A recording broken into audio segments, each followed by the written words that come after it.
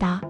가을날 저녁 서늘한 달빛이 한양 북촌의 고택 정원을 비추고 있었습니다. 담장 너머로 보이는 보름달은 유독 크고 밝아 마당의 국화꽃들이 은빛으로 물들어 보였습니다. 은은한 풀벌레 소리와 멀리서 들려오는 밤 종소리가 고요한 밤을 더욱 깊게 만들었죠. 이 집은 한양에서도 손꼽히는 양반가로 대대로 벼슬을 지낸 이들이 살아온 곳이었습니다. 이 집에는 연아와 소아라는 두 자매가 살고 있었어요. 언니 연아는 20살의 꽃다운 나이로 얼굴은 달처럼 환하고 마음씨는 봄날의 햇살처럼 따뜻했습니다. 연아는 글씨, 시집기에 뛰어나 주변 사람들에게 칭찬이 자자했죠. 항상 단정한 옷차림에 웃음기 없는 표정으로 규방의 법도를 어김없이 지켰습니다. 반면 18살의 소아는 천둥처럼 활달한 성격이었어요. 웃을 때면 온 방안이 밝아질 정도로 밝은 웃음소리를 가졌고 호기심이 많아 항상 새로운 것을 찾아 헤맸습니다. 소아의 손끝에서는 먹물보다 흙이 더 자주 묻어났고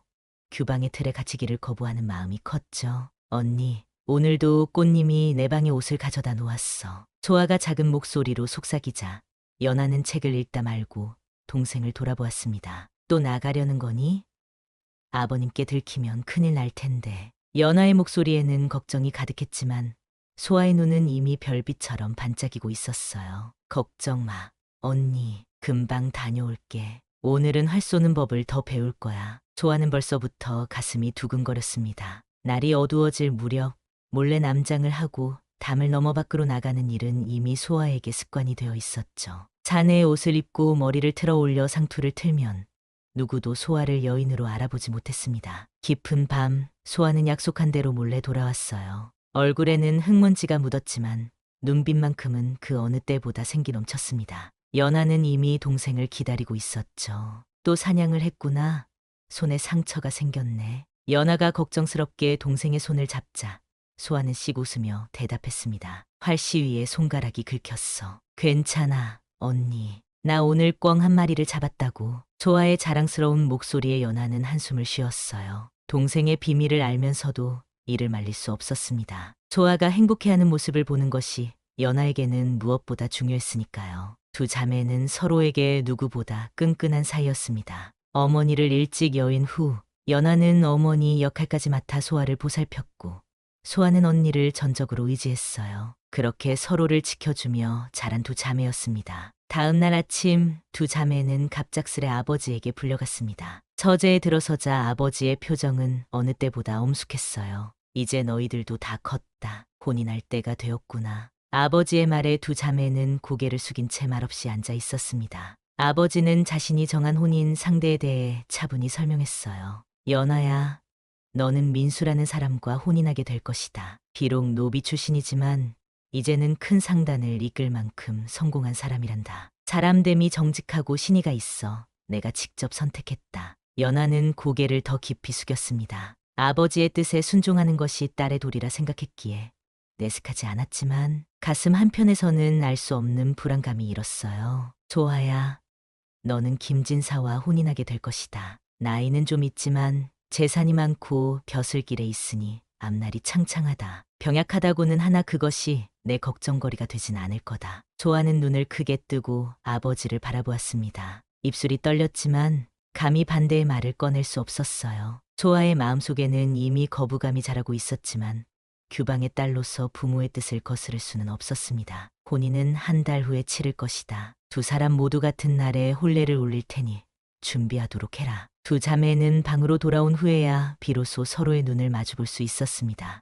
연아의 눈에는 체념이, 소아의 눈에는 저항의 기색이 어렸어요. 언니, 정말 이대로 혼인해야 하는 거야? 소아의 목소리에는 떨림이 묻어났습니다. 연아는 동생의 손을 꼭 잡았어요. 소아야, 우리는 아버님의 뜻을 따라야 해. 그것이 딸의 도리야. 연아의 말에 소아는 입술을 깨물었습니다. 마음속으로는 이미 무언가를 결심한 듯했어요. 달빛이 창문을 통해 두 자매의 얼굴을 비추고 있었습니다. 그 달빛 아래에서 두 자매의 운명이 서서히 변해가고 있었죠. 혼인 소식을 들은 후 소아는 잠을 이루지 못했습니다. 방 안에 홀로 앉아 창밖을 바라보며 깊은 생각에 잠겼어요. 문득 얼마 전 우연히 만났던 한 남자의 모습이 떠올랐습니다. 그날은 유난히 더운 여름날이었죠. 소아는 답답한 규방을 벗어나 아버지 몰래 개울가로 나갔었습니다. 소나무 그늘 아래 숨어 발을 담그고 있던 그때 상류에서 한 남자가 나타났어요. 저기 누군가 있네. 소아는 급히 나무 뒤로 몸을 숨겼습니다. 남자는 주변을 살피더니 옷을 벗고 개울에 들어갔어요. 물속에서 몸을 씻는 모습이 소아의 시선에 들어왔습니다. 젖은 속옷 너머로 드러난 단단한 상체와 근육은 소아가 본 적 없는 사내의 몸이었죠. 그러나 소아의 시선을 사로잡은 것은 남자의 가슴과 등에 새겨진 깊은 상처였습니다. 마치 칼로 베인 듯한 흉터가 여러 개 보였고 등에는 불에 댄 듯한 자국도 있었어요. 소아는 가슴이 욱신거리는 것을 느꼈습니다. 도대체 어떤 사연이 있는 걸까? 저 상처들은. 소아의 마음속에는 알 수 없는 감정이 일었습니다. 상처를 치료해주고 싶은 마음, 그 사연이 궁금한 마음, 그리고 무엇보다 가슴 깊은 곳에서 피어오르는 따스한 감정이었어요. 남자가 물에서 나와 옷을 입는 모습을 보며 소아는 처음으로 자네에게 이런 감정을 느꼈다는 사실에 당황했습니다. 소아는 남자가 떠난 후에도 한동안 그 자리에 앉아 가슴의 떨림을 진정시키지 못했어요. 그날 이후로 소아는 종종 그 개울가를 찾았습니다. 혹시나 그 남자를 다시 만날 수 있을까 하는 마음에서였죠. 그러나 그 남자는 다시 나타나지 않았고 소아는 그저 마음속으로만 그 모습을 그리워했습니다. 그리고 이제 아버지가 정해준 연하의 배필이 바로 그 남자라니 소아는 운명의 장난 같다고 생각했어요. 더욱이 자신은 병약한 노총각과 혼인해야 한다는 사실이 견디기 힘들었습니다. 다음 날 아침 소아는 용기를 내어 연하의 방을 찾았어요. 언니, 할 말이 있어. 연하는 동생의 심각한 표정을 보고 글쓰기를 멈추었습니다. 무슨 일이니? 얼굴이 안 좋아 보이네. 소아는 입술을 깨물며 망설였지만 결국 마음을 열었어요. 언니, 사실 언니가 혼인할 민수라는 사람을 전해본 적이 있어. 소아는 개울가에서 있었던 일을 모두 털어놓았습니다. 민수의 상처 입은 몸을 보고 느꼈던 감정, 그 후로 계속된 마음의 떨림까지도요. 언니 대신 내가 그이와 혼인하면 안 되는 걸까? 소아의 말에 연하는 놀란 표정을 지었어요. 하지만 이내 동생의 눈빛에서 진심을 읽었습니다. 소아야, 그건 우리가 할 수 있는 일이 아니야. 아버님의 뜻을 어길 수는 없어. 연하의 말에 소아는 고개를 떨구었습니다. 하지만 마음속에는 이미 불꽃이 타오르고 있었어요. 언니, 나 정말 김진사와 혼인하고 싶지 않아. 듣기로는 나이도 많고 성격도 좋지 않다던데. 소아의 눈에는 눈물이 고였습니다. 연하는 동생의 손을 꼭 잡아주었어요. 소아야, 나도 사실 두려워. 민수라는 사람이 어떤 사람인지 모르니까. 두 자매는 한동안 말없이 서로를 바라보았습니다. 창밖으로는 저녁 노을이 붉게 물들고 있었어요. 그때 소아가 문득 생각난 듯 말했습니다. 언니, 혹시 우리가 가마를 받고 탄다면 어떨까? 연하는 놀란 눈으로 동생을 바라보았어요. 뭐라고? 그건 안 돼. 소아야, 그건 하늘의 이치를 거스르는 일이야. 하지만 소아의 눈빛은 이미 단단히 결심한 듯했습니다. 언니, 나도 알아. 하지만 이건 운명이야. 내가 민수를 먼저 만난 것도, 언니가 나보다 김진사에게 더 어울리는 것도 모두 하늘의 뜻일지도 몰라. 연하는 고개를 저었지만 소아는 계속해서 자신의 생각을 말했어요. 언니, 한 번만 생각해봐. 우리가 이대로 혼인하면 나는 평생 원치 않는 사람과 살아야 하고 언니는 내가 사랑하는 사람과 함께 해야 해. 그게 정말 맞는 걸까? 소아의 말에 연하는 깊은 생각에 잠겼습니다. 동생의 간절한 눈빛을 외면할 수 없었어요. 하지만 소아야, 그건 너무 위험해. 들키면 우리 모두 큰일 나. 들키지 않을 거야, 언니. 우리는 자매잖아. 서로 닮았고 신부의 얼굴은 가리니까 아무도 모를 거야. 연하는 하룻밤을 고민한 끝에 결국 소아의 제안에 동의했습니다. 두 자매는 서로의 손을 꼭 잡은 채 결심했어요. 혼인날이 밝았습니다. 이른 새벽 두 자매는 각자의 방에서 혼례 준비를 마쳤어요. 붉은 연지를 바른 입술과 화려한 족두리, 그리고 아름다운 화로까지. 모든 준비가 끝나고 두 자매는 마당 한쪽에서 만났습니다. 정말 괜찮은 거야, 소아야? 연하의 목소리에는 떨림이 묻어났습니다. 소아는 고개를 끄덕였어요. 언니, 고마워. 내 행복을 위해 이런 모험을 함께 해줘서. 두 자매는 마지막으로 서로를 꼭 껴안았습니다. 그리고 각자 다른 가마에 올랐어요. 연하는 소아를 위해 김진사의 가마에, 소아는 연하 대신 민수의 가마에 탔습니다. 가마가 움직이기 시작했어요. 그렇게 두 여인은 서로 다른 운명을 향해 떠나갔습니다. 하늘에서는 마치 이 운명의 장난을 지켜보는 듯 붉은 노을이 퍼져갔죠. 붉은 가마가 김진사의 집 앞에 도착했습니다. 연하는 가마 안에서 조용히 마음을 다잡았어요. 동생 소아를 위한 선택이었지만 지금 이 순간만큼은 두려움이 밀려왔습니다. 신부가 도착했습니다. 하인들의 외침과 함께 가마의 문이 열렸어요. 연하는 천천히 가마에서 내려 김진사의 집으로 들어갔습니다. 대문을 지나 안으로 들어서자 화려하면서도 차가운 느낌의 집안이 눈에 들어왔어요. 높은 천장과 값비싼 가구들, 그리고 곳곳에 놓인 골동품들은 분명 부유함을 뽐내고 있었지만 어딘가 생기가 없어 보였습니다. 혼례식이 끝나고 연하는 비로소 김진사와 대면하게 되었어요. 붉은 관복을 입은 김진사는 40이 넘은 나이였고 얼굴은 술로 붉게 달아올라 있었습니다. 가까이에서 보니 눈가와 입가에 깊은 주름이 자리 잡고 있었고 눈빛에는 차가운 계산이 엿보였어요. 소아라고 했지. 생각보다 예쁘구나. 하지만 언니가 더 예쁘다고 들었는데. 김진사의 첫마디에 연하의 가슴이 철렁 내려앉았습니다. 설마 자신의 정체를 알아챈 것일까요?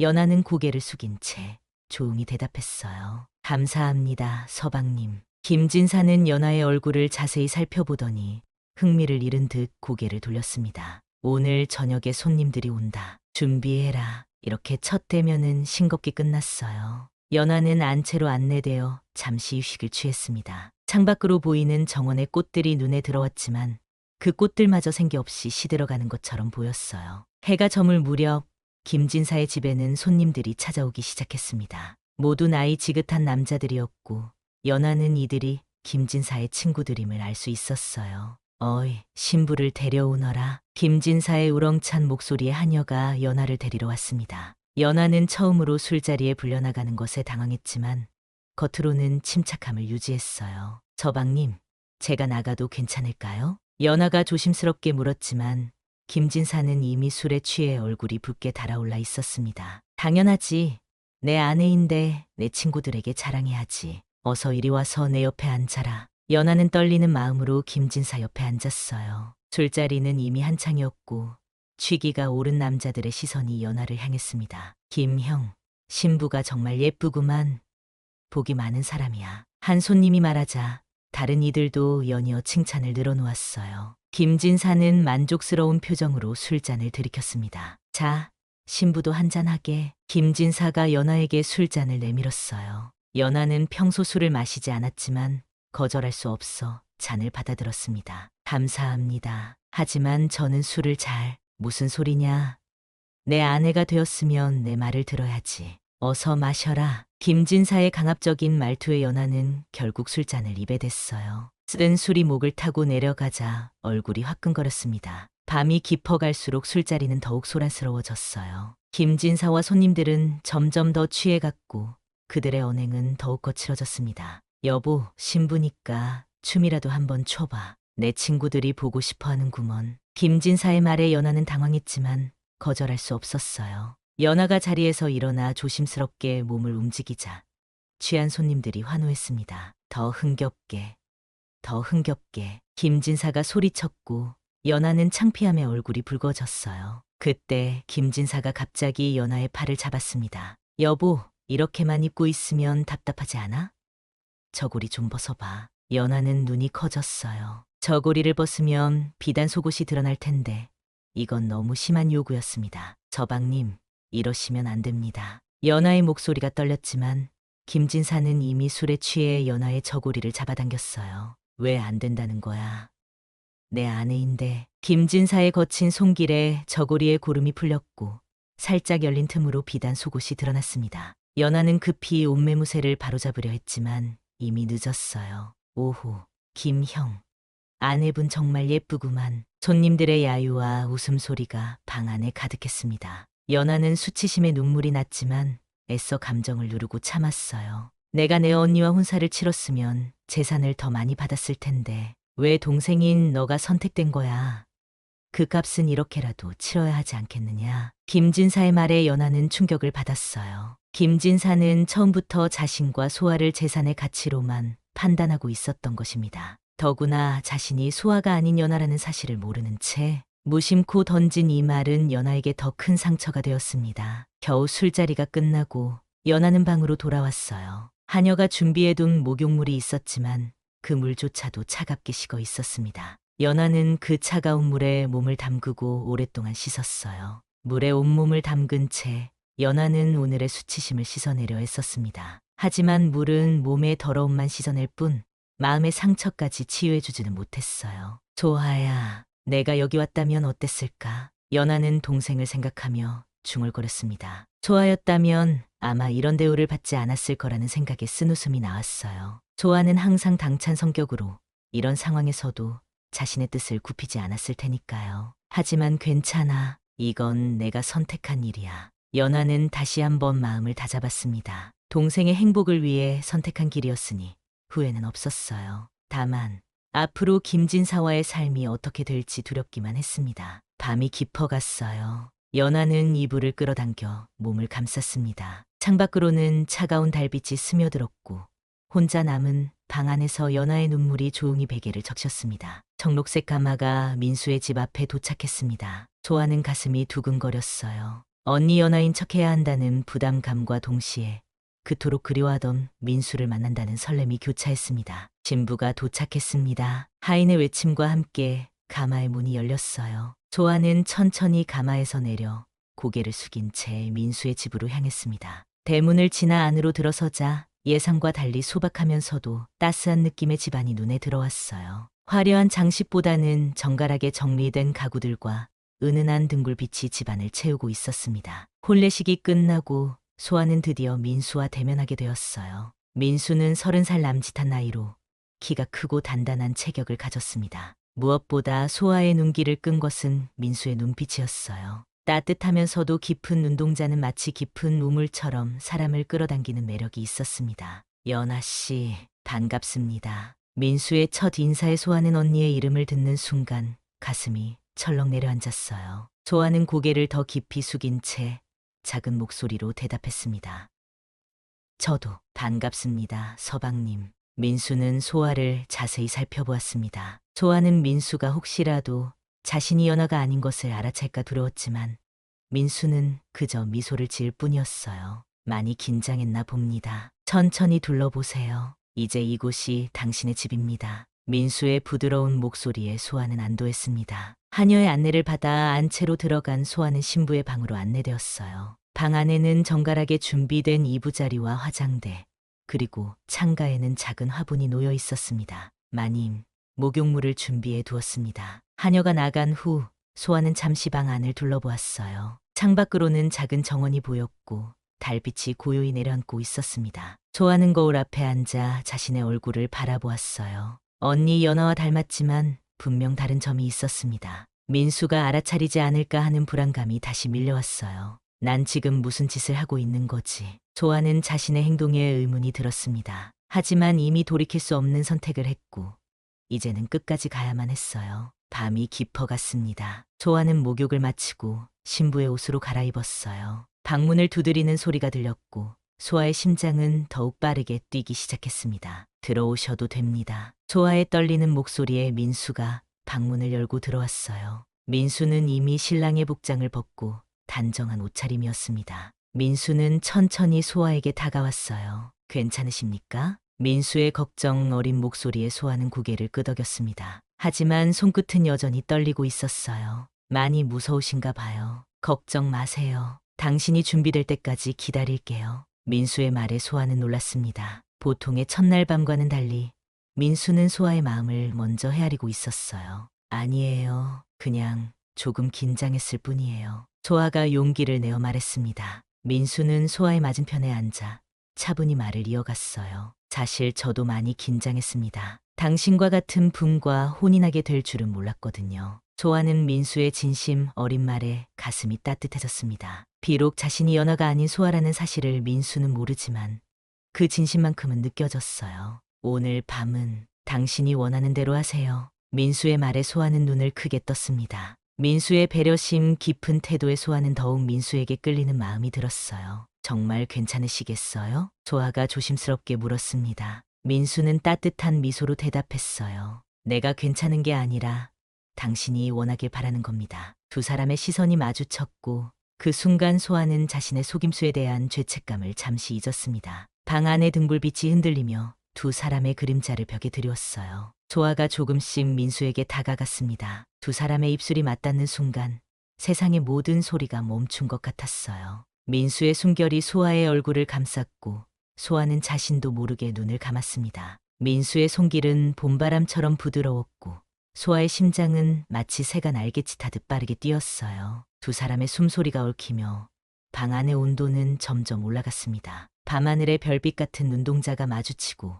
가을날 햇살 같은 온기가 서로의 살결에 번졌어요. 달빛 아래 부드럽게 떠오른 이슬방울 같은 소아의 곡선과 따뜻한 노을빛이 어린 돼지 같은 민수의 품이 하나가 되었습니다. 깊어가는 밤, 두 사람은 거짓 속에서 진짜 사랑을 나누었어요. 서로의 숨결이 하나가 되고 두 영혼이 얽혀가는 순간 소아는 자신의 행동이 얼마나 이기적인지 깨달았습니다. 이건 언니의 몫이 아니라 내 욕망이야. 소아는 속으로 중얼거렸지만 이미 돌이킬 수 없는 강물은 흘러가고 있었어요. 민수의 품 안에서 소아는 처음으로 자신이 진정한 여자로 존재함을 느꼈습니다. 밤이 깊어져 달빛이 창문 너머로 스며들었어요. 민수는 이미 깊은 잠에 빠져 있었고 소아는 그의 얼굴을 가만히 바라보았습니다. 개울가에서 본 그 상처들이 민수의 맨 가슴에 그대로 남아 있었어요. 소아는 조심스럽게 손을 뻗어 그 상처를 더듬었습니다. 칼자국처럼 깊게 패인 상처들, 불에 댄 듯한 자국들. 대체 무슨 일을 겪었던 걸까? 소아는 궁금했지만 지금은 물을 수 없었어요. 자신이 연하가 아닌 소아라는 것을 밝힐 수 없었으니까요. 언니, 미안해. 하지만 난 정말 민수 서방님을 사랑해. 소아는 속삭였습니다. 마음 한편에는 죄책감이 있었지만 다른 한편으로는 이것이 운명이라고 느꼈어요. 민수와 함께하는 이 순간이 너무나 자연스럽고 옳게 느껴졌기 때문입니다. 새벽녘, 소아는 민수의 품에 안긴 채 잠이 들었습니다. 창밖으로는 새들이 지저귀기 시작했고 동쪽 하늘이 밝아오기 시작했어요. 이제 소아는 연하로서의 삶을 시작해야 했습니다. 그것이 얼마나 어려울지 혹은 얼마나 행복할지는 아무도 알 수 없었죠. 혼인 후 열흘이 지났습니다. 김진사의 집에서 연하의 나날은 고통의 연속이었어요. 매일 밤 술자리가 벌어졌고 연하는 그때마다 김진사와 손님들 앞에서 수모를 당해야 했습니다. 하지만 어느 날부터인가 김진사의 눈빛이 달라졌어요. 연하를 바라볼 때마다 의심스러운 기색이 역력했습니다. 김진사가 무언가를 눈치챈 것이 분명했어요. 소아야. 아침 식사 시간 김진사가 연하를 불렀습니다. 연하는 고개를 들어 김진사를 바라보았어요. 네, 서방님. 내가 어제 자네 아버님을 만났네. 김진사의 말에 연하는 가슴이 철렁 내려앉았습니다. 아버지를 만났다면 혹시 무언가를 눈치챈 것일까요? 아버님께서 어떻게 지내시던가요? 연하는 목소리를 가다듬으며 물었어요. 김진사는 차가운 미소를 지었습니다. 자네와 언니 연하에 대한 이야기를 많이 해주시더군. 참 재미있는 이야기였어. 연하는 숨을 멈췄습니다. 무언가 이상한 기운이 감돌았어요. 특히 언니 연하는 바느질을 잘하고 소아는 글씨를 잘 쓴다고 하시더군. 김진사의 말에 연하는 당황했습니다. 사실은 그 반대였어요. 연하가 글씨를 잘 쓰고 소아는 바느질을 잘했습니다. 그러셨나요? 그래서 궁금해졌네. 내 아내가 바느질을 얼마나 잘하는지. 김진사는 옆에 있던 하녀에게 손짓했습니다. 하녀가 바느질감을 가져왔어요. 자, 내 옷구름이 떨어졌으니 지금 당장 고쳐보게. 연하는 식은땀이 흘렀습니다. 평소 바느질은 소아의 몫이었고 연하는 글씨와 시를 담당했었죠. 떨리는 손으로 바늘을 잡았지만 솜씨가 서툴 수밖에 없었어요. 왜 그리 손이 떨리나? 바느질을 잘한다면서? 김진사의 날카로운 시선이 연하를 파고들었습니다. 연하는 최선을 다했지만 바느질 솜씨는 여전히 서툴렀어요. 이게 뭔가? 김진사가 완성된 옷고름을 보더니 얼굴이 붉어졌습니다. 엉성하게 꿰맨 자국이 그대로 드러나 있었어요. 서방님, 죄송합니다. 오늘따라 컨디션이. 거짓말 마라. 김진사의 고함에 연하는 몸을 움츠렸습니다. 김진사는 연하의 팔을 거칠게 잡아당겼어요. 내가 누구냐? 내가 정말 소아인가? 연하는 말을 잃었습니다. 이미 들통이 난 것 같았어요. 대답해. 내가 정말 소아가 맞는가? 김진사의 거친 추궁에 연하는 결국 고개를 숙였습니다. 더 이상 거짓말을 할 수 없었어요. 아닙니다. 저는 연하입니다. 인정하는 순간 김진사의 손이 연하의 뺨을 후려쳤습니다. 강한 충격에 연하는 바닥에 쓰러졌어요. 감히 내게 이런 짓을 하다니. 김진사는 분노로 떨고 있었습니다. 연하는 바닥에 엎드린 채 더 이상 말을 잇지 못했어요. 내가 얼마나 망신을 당했는지 알아? 모든 친구들이 내 아내를 봤어. 그런데 그게 다 거짓이었다고? 김진사의 분노는 걷잡을 수 없이 커져가고 있었습니다. 연하는 떨리는 목소리로 말했어요. 죄송합니다, 서방님. 하지만 동생이 민수 서방님을 너무 사랑해서. 자랑. 황당한 소리 마라. 이런 기만이 어디 있단 말인가. 김진사는 방 안을 왔다 갔다 하며 분노를 표출했습니다. 그러다 갑자기 멈춰 서서 연하를 내려다보았어요. 동생은 지금 민수와 행복하게 지내고 있겠군. 내 희생으로 말이야. 연하는 고개를 들어 김진사를 바라보았습니다. 김진사의 눈에는 차가운 냉기가 서려 있었어요. 이 집을 욕보인 여자는 오래 살 자격이 없다. 내일 나는 관아에 이 사실을 알릴 것이다. 너와 동생은 물론 내 가족 모두 벌을 받게 될 거야. 김진사의 말에 연하는 절망했습니다. 자신의 선택이 가족 모두에게 재앙이 될 것이란 생각에 가슴이 무너져 내렸어요. 서방님, 제발 저만 벌하시고 가족들은. 늦었다. 내일 아침이면 모든 일이 끝날 것이다. 김진사는 방을 나가며 문을 거칠게 닫았습니다. 연하는 바닥에 무릎을 꿇은 채 오랫동안 움직이지 못했어요. 눈물이 뺨을 타고 흘러내렸습니다. 해가 저물고 밤이 깊어갔어요. 연하는 방 안에 홀로 남겨져 있었습니다. 창밖으로 보이는 달빛이 처연하게 방 안을 비추고 있었어요. 이대로는 모두가 불행해져. 연하는 천천히 일어나 작은 함을 열었습니다. 그 안에는 전에 병을 앓을 때 약재상에게 구해두었던 독초가 있었어요. 당시에는 참기 힘든 통증을 견디기 위해 마지막 수단으로 구해두었던 것이었습니다. 이것이 유일한 길이야. 연하는 떨리는 손으로 독초를 탕약에 섞었습니다. 푸른 빛이 도는 액체가 그릇 안에서 소용돌이쳤어요. 연하는 잠시 탕약을 바라보았습니다. 죽음이라는 선택 앞에서 연하의 마음은 이상하게도 평온했어요. 소아야, 내가 행복했으면 좋겠다. 연하는 동생을 생각했습니다. 소아가 민수와 행복하게 살기를 바라는 마음뿐이었어요. 자신의 희생이 소아의 행복으로 이어진다면 그것으로 충분했습니다. 하지만 떠나기 전에 마지막으로 소아에게 전할 말이 있었어요. 연하는 먹과 종이를 꺼내 떨리는 손으로 글씨를 써내려갔습니다. 소아야, 언니는 널 원망하지 않아. 이건 내가 선택한 길이야. 너만은 꼭 살아. 사랑을 지켜. 민수 서방님은 좋은 분 같아. 그분과 행복하게 살아. 그리고 우리 부모님께 죄송하다고 전해줘. 이기적인 선택을 해서. 편지를 다 쓰고 연하는 탕약이 담긴 사발을 들어 올렸습니다. 이제 돌이킬 수 없는 선택을 해야 했어요. 연하는 깊게 숨을 들이마셨습니다. 소아야, 언니는 너를 정말 사랑해. 마지막 말을 중얼거린 후 연하는 탕약을 단숨에 마셨습니다. 쓴맛이 목을 타고 내려가자 곧 온몸이 뜨거워지기 시작했어요. 점점 숨이 가빠지고 시야가 흐려졌습니다. 연하는 이부자리에 누워 천장을 바라보았어요. 창밖에서 들려오는 풀벌레 소리와 가늘게 비치는 달빛이 마지막 순간을 함께했습니다. 소아야, 행복하게 살아. 연하의 입에서 마지막 말이 새어나왔습니다. 그리고 천천히 눈을 감았어요. 방 안에는 다시 고요함만이 남았고 창밖의 달빛은 여전히 차갑게 방 안을 비추고 있었습니다. 민수의 집에서 소아는 하루하루가 꿈 같았습니다. 연하의 이름으로 살아가는 것이 때로는 부담스러웠지만 민수의 따뜻한 사랑 덕분에 행복했어요. 민수는 매일 아침 소아에게 꽃을 꺾어 주었고 밤이면 별자리 이야기를 들려주었습니다. 두 사람의 사랑은 날이 갈수록 깊어져 갔죠. 여보, 오늘은 장터에 나가볼까 합니다. 같이 가실래요? 아침 식사를 마치고 민수가 소아에게 물었어요. 소아는 반갑게 고개를 끄덕였습니다. 네, 좋아요. 오랜만에 바깥 구경도 하고 싶었거든요. 소아가 옷을 갈아입으려 방으로 들어가려는 순간 대문 밖에서 누군가 다급히 말을 타고 들어오는 소리가 들렸어요. 이른 아침부터 찾아온 손님의 소아는 호기심을 느꼈습니다. 마님, 큰일 났습니다. 급히 달려온 하인의 얼굴은 창백했어요. 소아는 가슴이 철렁 내려앉았습니다. 무슨 일이죠? 김진사 댁에서 온 사람이 댁의 동생 소아 씨가 돌아가셨답니다. 하인의 말에 소아는 귀를 의심했어요. 자신이 분명 여기 살아있는데 어떻게 자신이 죽었다는 소식이 올 수 있을까요? 그때 민수가 옆에서 소아의 손을 붙잡았습니다. 여보, 진정하세요. 동생 소아 씨 이야기입니다. 그제야 소아는 얼어붙었어요.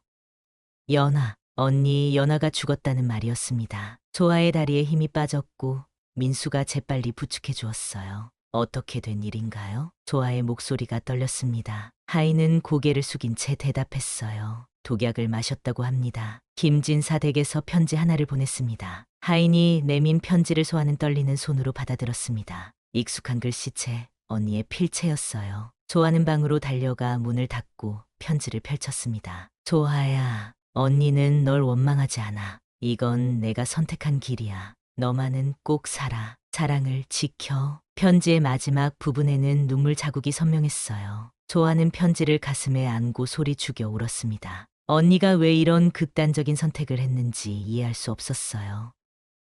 언니, 왜 그랬어? 내가 잘못했어. 소아의 가슴은 무너져 내렸습니다. 자신의 행복을 위해 언니를 김진사에게 보낸 것이 얼마나 이기적인 행동이었는지 이제야 깨달았어요. 슬픔이 잠시 가라앉자 분노가 치밀어 올랐습니다. 김진사, 분명 김진사 때문이야. 소아는 주먹을 꽉 쥐었어요. 눈물이 마르자 복수심이 가슴 깊은 곳에서 솟아올랐습니다. 김진사가 언니에게 무슨 짓을 했는지 알 수 없었지만 분명 언니를 괴롭혔을 거라고 확신했어요. 소아는 옷장을 열어 홀레날 입었던 옥색 저고리를 꺼냈습니다. 그 안에는 평소 남장을 하고 나갈 때 품에 지니던 작은 칼이 숨겨져 있었어요. 소아는 그 칼을 저고리 안쪽에 다시 숨겼습니다.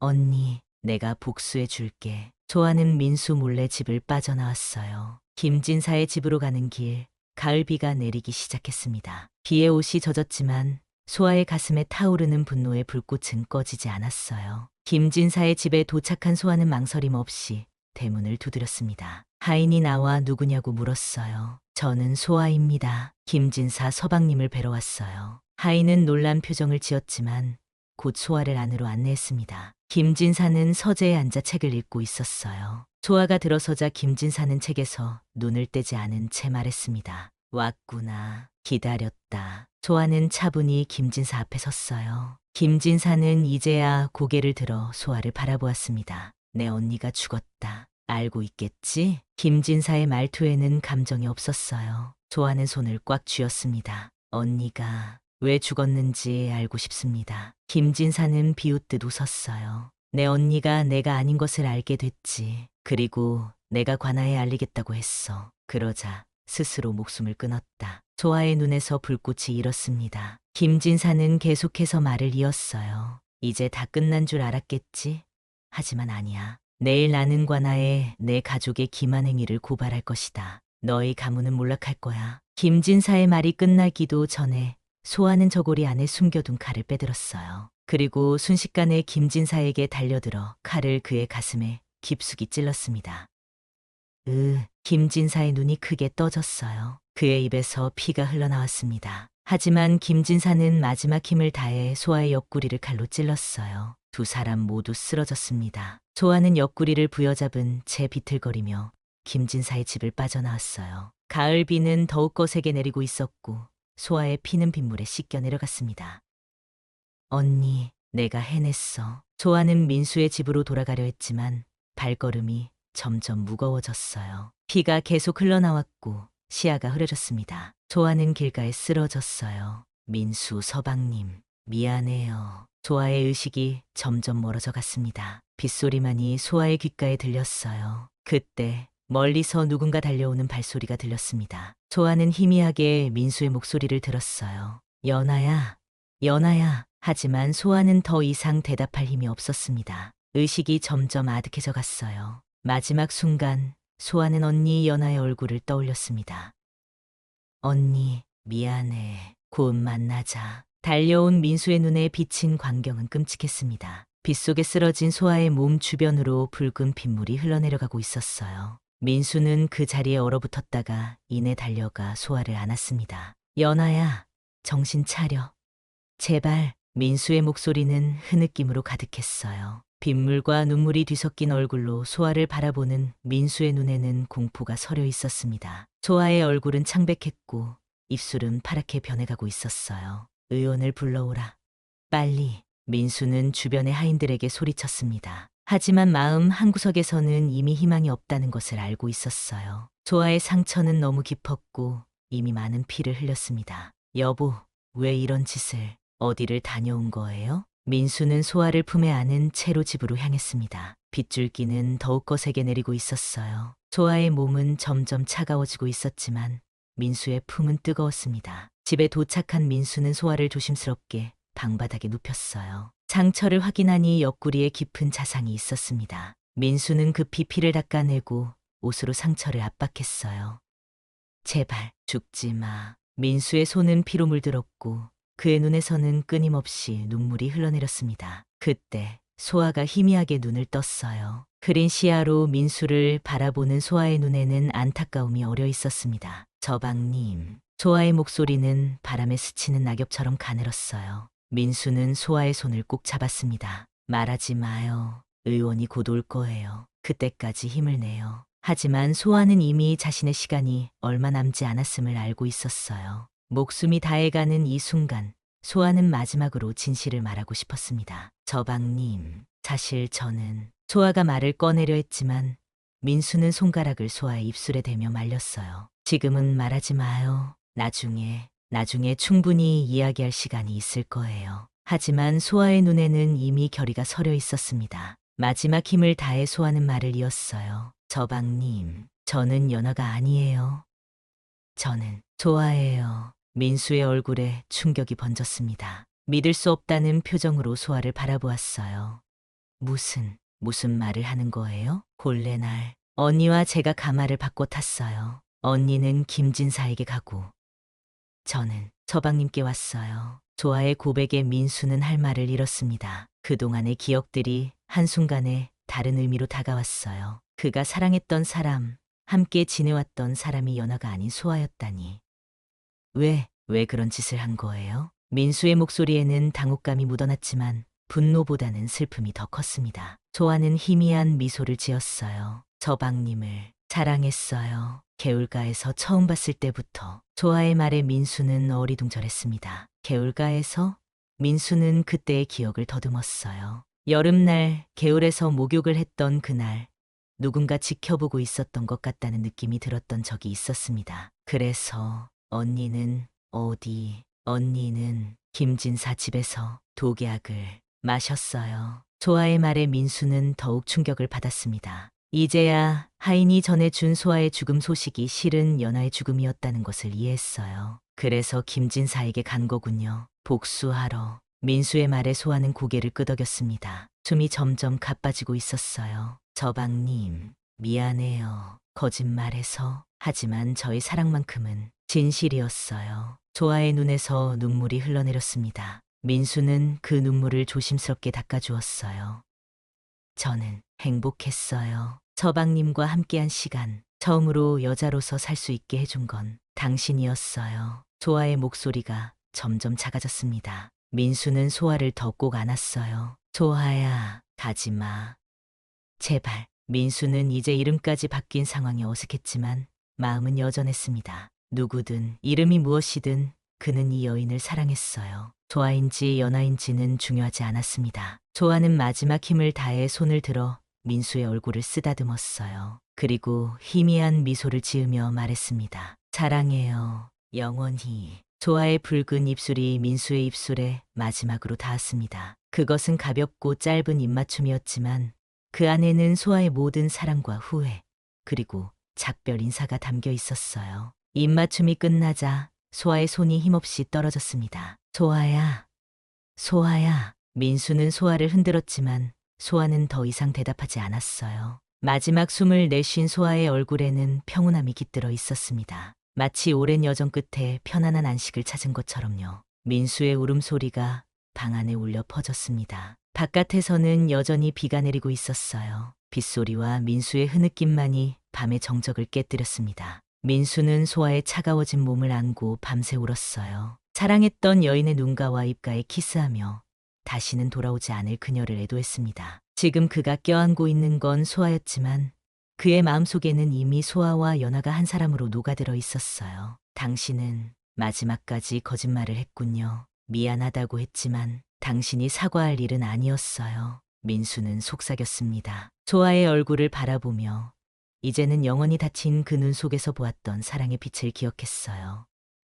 나도 당신을 사랑했습니다. 소아든 연하든 상관없이 당신을 사랑했어요. 창밖으로 새벽이 밝아오고 있었습니다. 빗소리는 그쳤고 첫새가 지저귀기 시작했어요. 새로운 날이 밝았지만 민수의 세상은 여전히 어둠 속에 갇혀 있었습니다. 첫눈이 내리던 날이었습니다. 겨울이 오면서 세상은 하얀 옷을 입기 시작했어요. 차가운 바람에 시린 손을 호흡 불며 민수는 산자락에 위치한 작은 무덤 앞에 서 있었습니다. 소아야, 오늘은 첫눈이 내렸어. 민수의 목소리는 부드러웠지만 그 안에는 깊은 그리움이 묻어 있었어요. 3년이란 시간이 흘렀지만 그의 마음속 상처는 여전히 아물지 않았습니다. 무덤 앞에 붉은 동백 한 송이를 조심스럽게 놓았어요. 눈 위에 놓인 동백꽃은 마치 피를 흘리는 것처럼 선명했습니다. 그것은 소아가 마지막으로 흘린 피처럼 뜨겁고 강렬한 사랑의 증표였어요. 이젠 좀 괜찮아졌어. 내가 없는 세상에서 살아가는 법을 조금씩 배우고 있어. 민수는 무덤 앞에 앉아 이야기를 계속했습니다. 마치 소아가 바로 앞에 있는 것처럼 일상의 소소한 이야기들을 들려주었어요. 장터에서 있었던 일, 새로 심은 감나무 이야기, 지난밤 꾼 꿈 이야기까지. 아버님은 이제 많이 늙으셨어. 두 딸을 모두 잃고 가문도 쇠락했으니 안타깝지. 하지만 내가 가끔 찾아뵙고 안부를 전하고 있어. 소아와 연화의 아버지는 두 딸의 비극 이후 많이 쇠약해졌습니다. 김진사의 죽음으로 관아에 고발되는 일은 없었지만 두 딸의 죽음은 노인의 삶에 큰 그림자를 드렸어요. 민수는 죄책감에서인지 가끔 노인을 찾아가 이야기를 나누고 필요한 것들을 챙겨주었습니다. 요즘 나는 많이 생각해. 그날 가마를 받고 타지 않았다면 나는 사랑이 뭔지 몰랐을 거라고. 민수의 눈에 옅은 미소가 어렸습니다. 비록 거짓과 비극으로 시작된 사랑이었지만 그것은 분명 진실한 사랑이었어요. 처음에는 너무 화가 났어. 내가 나를 속인 것에. 하지만 이제는 알아. 그것도 운명의 한 부분이었다는 것을. 눈은 계속해서 내리고 있었습니다. 민수의 어깨와 머리에도 하얀 눈이 소복이 쌓였어요. 하지만 그는 움직이지 않았습니다. 마치 시간이 멈춘 것처럼 소아와의 추억 속에 잠겨 있었어요. 가끔 묻곤 해. 내가 만약 진짜 연하와 혼인했다면 어땠을까? 그녀도 너처럼 나를 사랑했을까? 나도 그녀를 사랑했을까? 민수는 스스로 답을 찾을 수 없는 질문들을 중얼거렸습니다. 그것은 이미 지나간 시간 속에 묻혀버린 가능성이었어요. 하지만 한 가지는 확실해. 너는 내게 처음이자 마지막이었어. 민수의 목소리가 떨렸습니다. 소아와 함께했던 짧은 시간은 그의 인생에서 가장 빛나는 순간이었어요. 그 후로 민수는 다시 혼인하지 않았습니다. 세상 사람들은 그가 아내를 잃은 슬픔 때문이라고 생각했지만 사실은 소아 이후로 그 누구도 그의 마음을 채울 수 없었기 때문이었죠. 알고 있었어. 본래 첫날부터 내가 연하가 아닌 것을. 하지만 내 눈빛이 너무 진실했고 내 사랑이 너무 뜨거워서 말할 수 없었어. 민수의 고백은 차가운 겨울 바람에 실려 멀리 사라졌습니다. 그것은 오랫동안 그의 가슴에 묻어두었던 비밀이었어요. 소아의 눈빛, 말투, 행동 하나하나가 연하의 편지에서 묘사되었던 것과 달랐지만 민수는 굳이 그 사실을 말하지 않았습니다. 그저 소아의 사랑을 있는 그대로 받아들였고